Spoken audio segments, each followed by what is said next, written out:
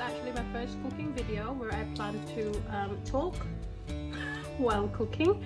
Now I don't plan to do this a lot because as much as I talk too much, I actually hate the sound of my voice when it comes across in a video.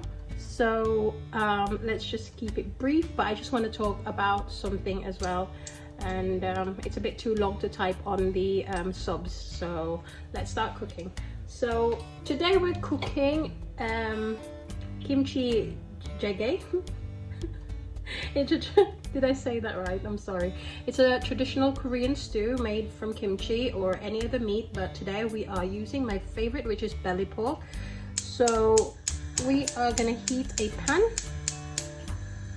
and in it we're gonna add just about a tablespoon of vegetable oil.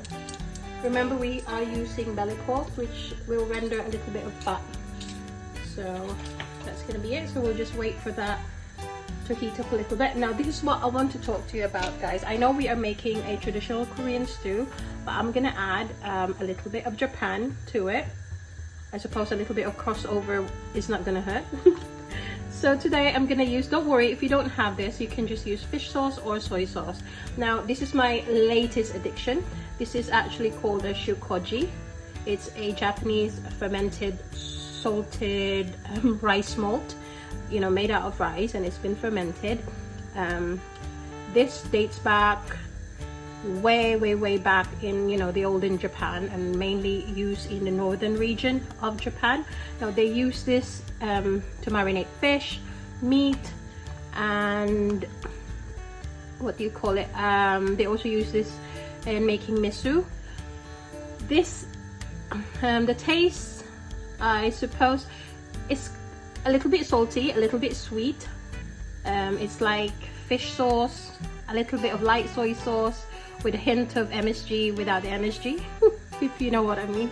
So it's really good. Now I use this on everything. Instead of using either salt or fish sauce, I just use this. So say if in every, say half a teaspoon of salt, then I use like a teaspoon of this. Now I've got here some belly pork, which I marinated earlier, and that's all you need, guys. Maybe a little bit of black pepper if you want, but it actually brings out the taste, and it's got the most amazing delicate flavor to it. It's a little bit salty, as I said, so you don't need a lot of it, you know, just enough to give it that flavor. So yeah, so I'm just gonna add this today. So as I said, it's called a shukoji. If you're gonna go to your Asian shop anyway to get all the Gochujang and all the Gochugaro for your stew or making kimchi and stuff, so you might as well grab this one. So yeah, so it's a little bit of crossover between Japan and Korea today. So now then, we are gonna add now our belly pork.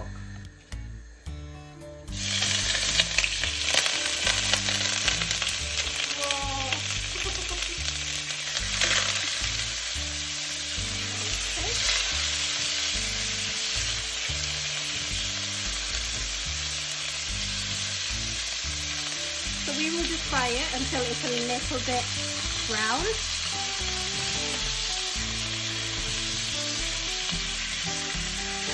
So now that our belly pork is looking a little brown, we will now add our onion. Now this is one small onion, thumb size ginger, 3 cloves of garlic,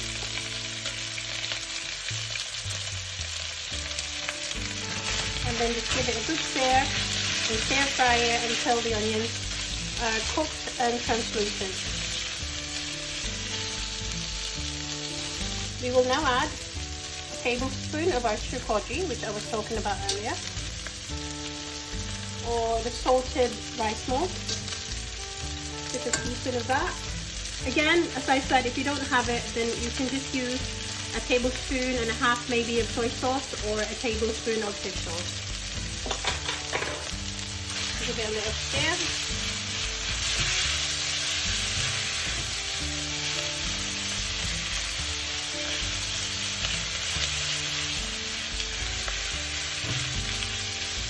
And then now we can add our kimchi.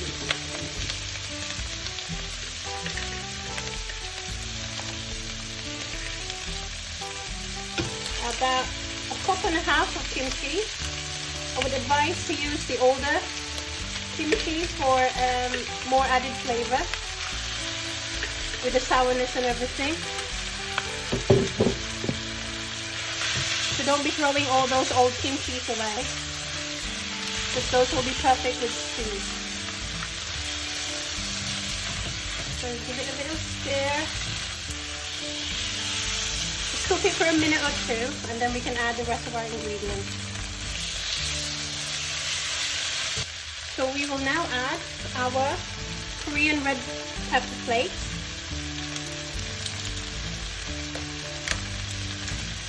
So I can open it. Okay. 1 second, you guys. There you go.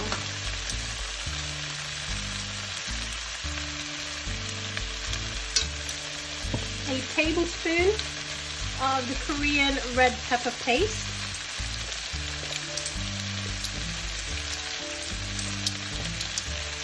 Like, when I say a tablespoon, it's like a heaping tablespoon of it.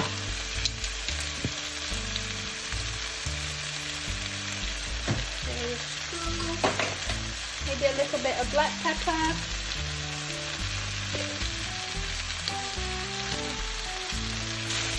And give it a little stir.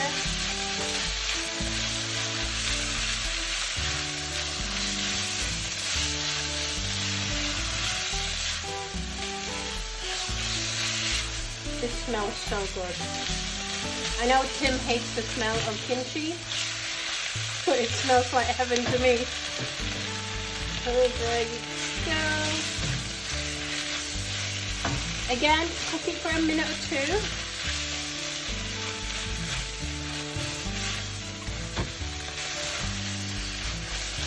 Now we can now add in our water.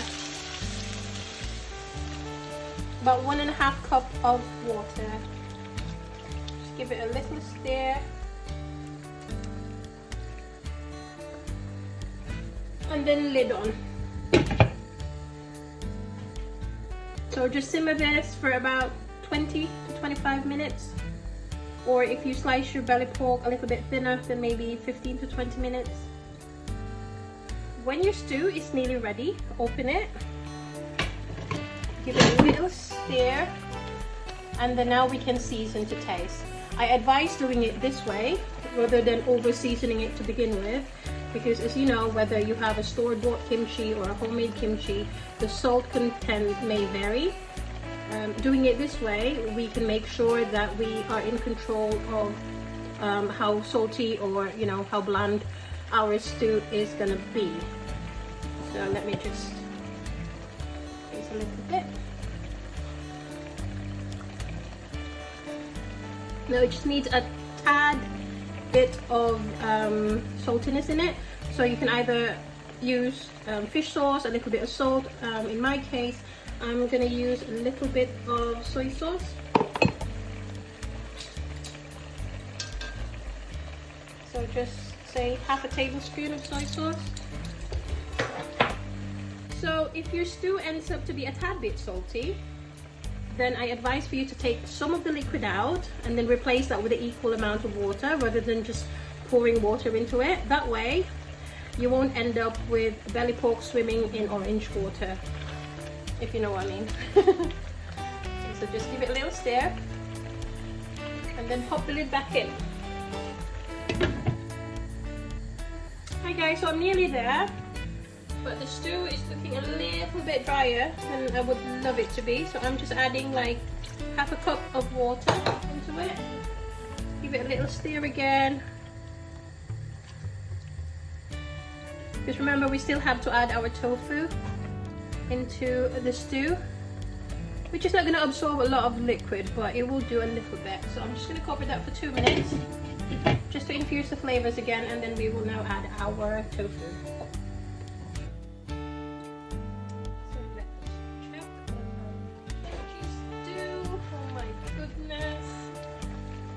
Smells so amazing.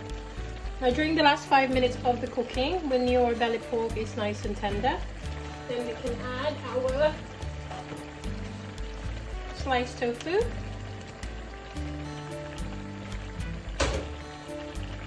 Just make sure you submerge it a little bit, making sure that they're all cooked through. Oh my goodness. And then add your spring onions and then cook this for 5 minutes. And then you are good to go. Oh my god, I'm so excited.